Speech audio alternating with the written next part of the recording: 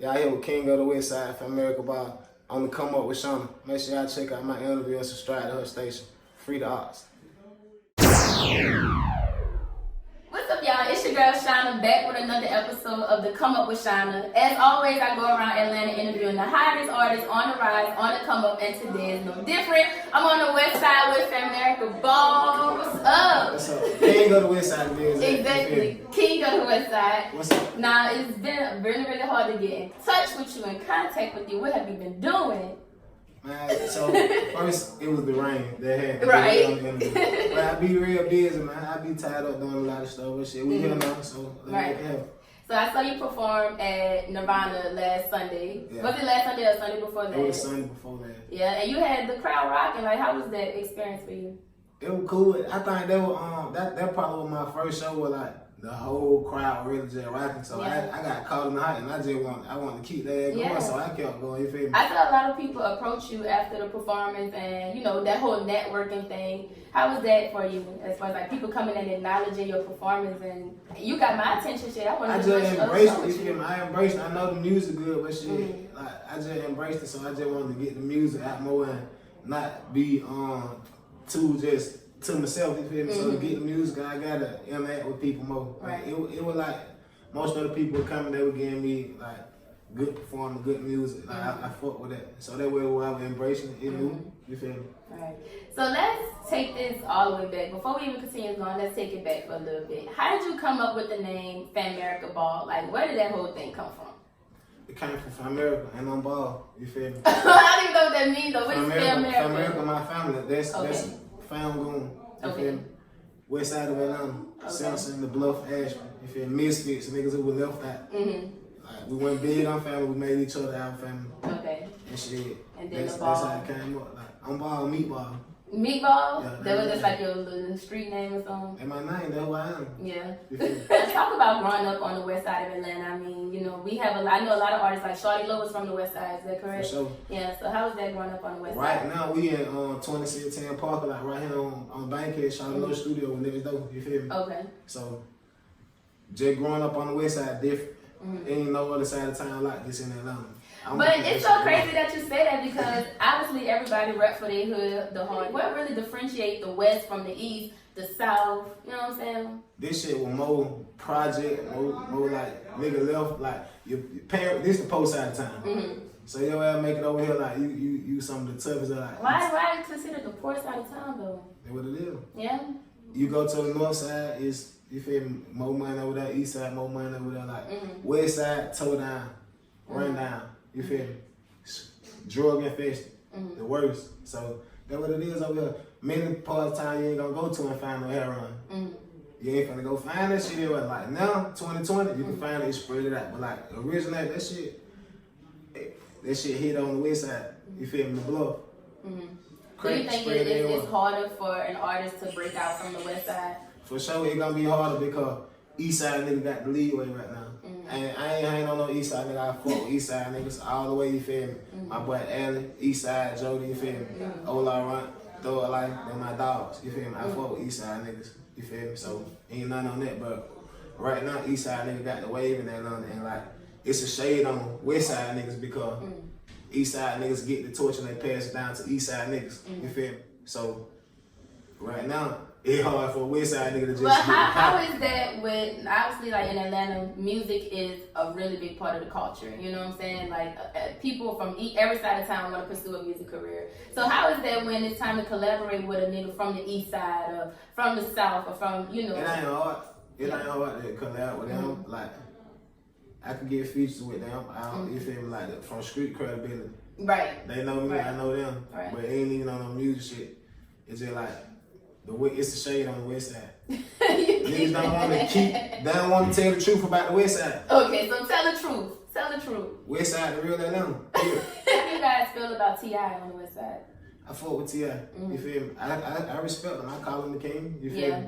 I'm gonna definitely respect T.I. Shout out to T.I. You feel me? But you have a new project out, The King of the West Side. For sure. So how do you feel like that will transpire to the music industry, into the industry with T.I. calling himself the king and all that? Does he feel like it'll be like a passing of the torch thing as well, or you feel like it'll be some kind of it's our turn. T.I. he got down, he put the trap music out there. He had his legacy, he started his shit, he had his time, you feel me? Now I'm going with King on the west side, you feel me? So in my time, you feel me? Like, no disrespect to him, but like, nigga, it's another generation in the dope. Nigga got something to say, and I'm King on the west side, like, so nobody can't dispute that, you feel me? They can't be checked at all. Yeah. What do you feel like differentiates that generation of like trap rappers, you know, the whole Shawty Lo era, the whole T.I. rapper, and then you have you guys that's coming out, like what differentiates y'all music? I can say my music. Okay. It's all real. Yeah. I don't rap about shit that just go good with rhyme. Like if I tell you I was hungry one night, I'm telling you I was hungry that night. Like, you feel me? If I tell you I was sliding that night, I was sliding that night. It's real. Do you think that you make relatable music, like somebody all the way to, I don't know, Louisiana could relate to your music? Because I feel like that's what's really important when it's time to cross over, you know? I think anybody who ever had to struggle or had less than somebody or was less fortunate and had to do something you didn't want to do to get something that you really wanted, you feel me? Like, they gonna relate to my music, you feel me? Like, I'm from the west side, I don't struggle before.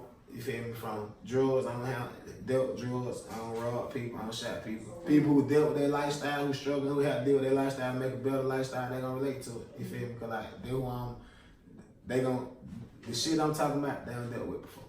Let's take it back a little bit more too. What even inspired you to start rapping? We were young. DKC, YKC, before FamericaBall, there we were, you feel me? We were cliques, 3-letter cliques, nigga from Hood, Simpsons, Ashford, Blow, like. And that was our way of goddamn getting hurt. You feel me? We could tell our story that way. We were expressing ourselves that way. And then shit, I started feeling like I was better than the people who do it. So that's why I kept going with it, but I had stopped for a moment, you feel me? I stopped for a moment. I had fell back from it. I wasn't feeling it no more, like, just going through life, you know?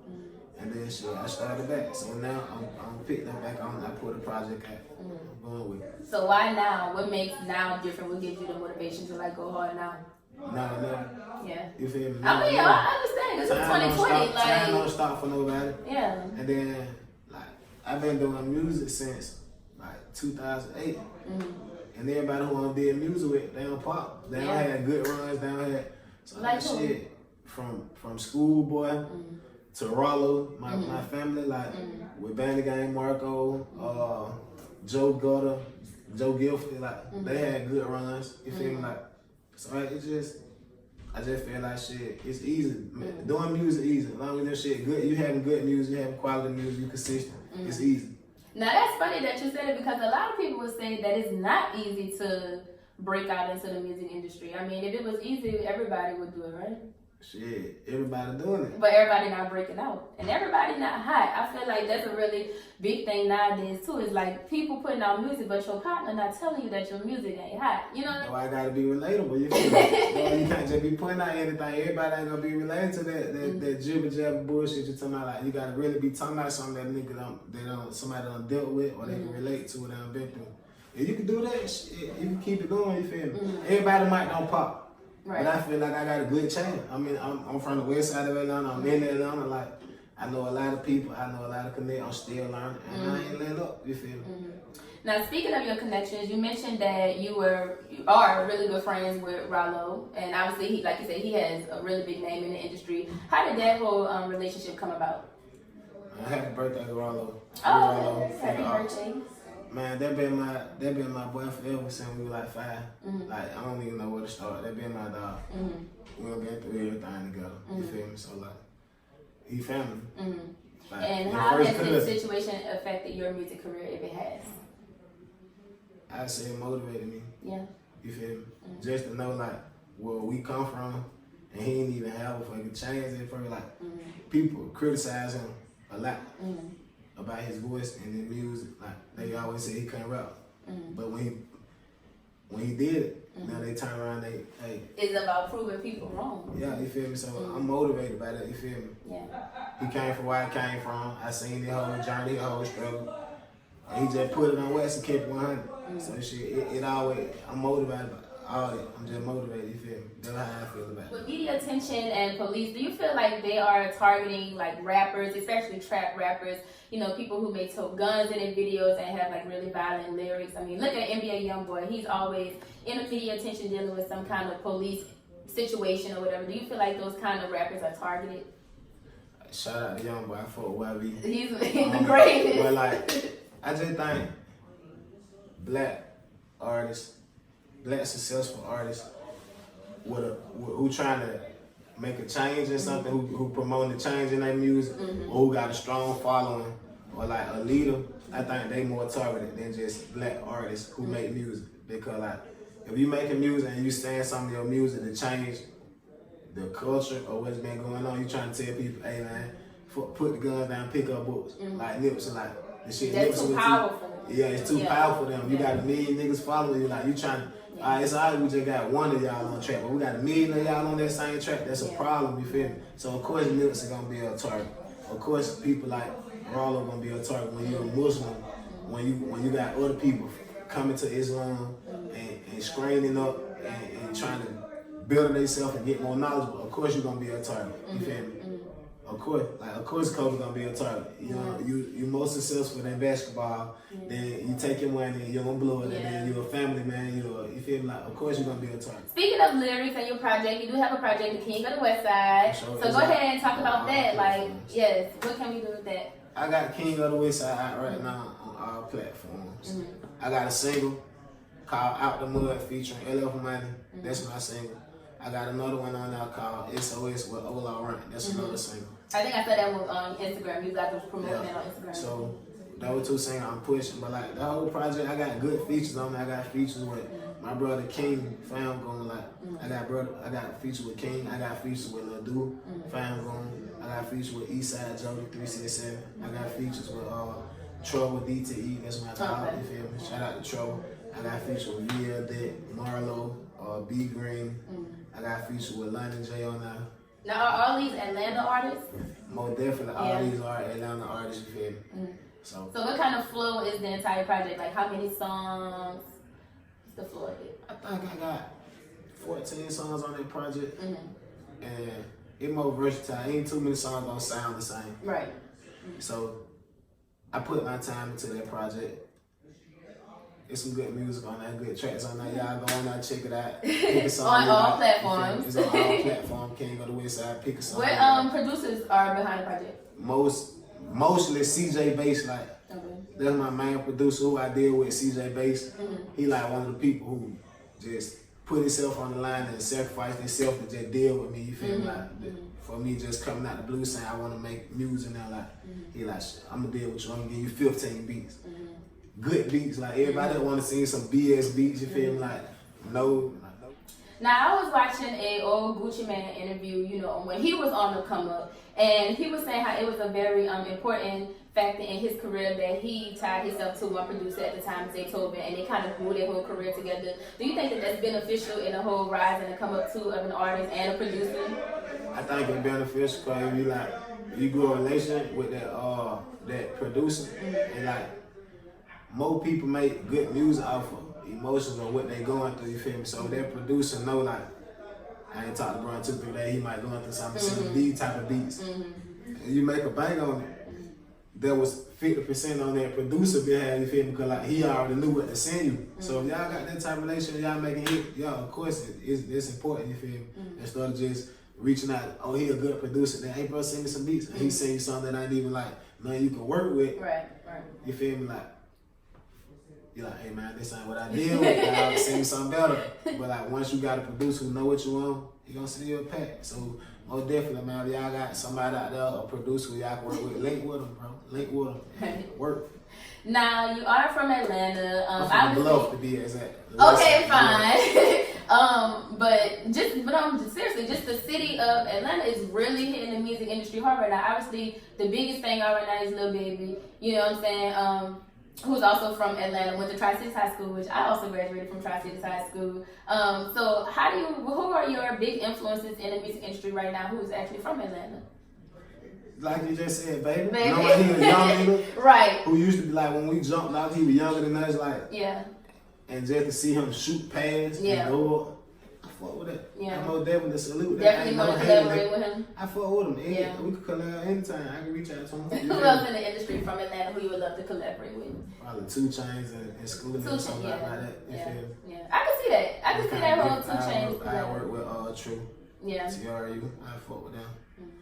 Now, also, we are living in a generation where obviously social media is the craziest thing in our lives right now. So, what are your DMs looking like? Like, since you started doing your music thing? My DMs still be full of bullshit. I post a lot of crazy shit on my Instagram. I might wake up one day and just post some crazy shit. And like, what's the craziest thing you posted this week?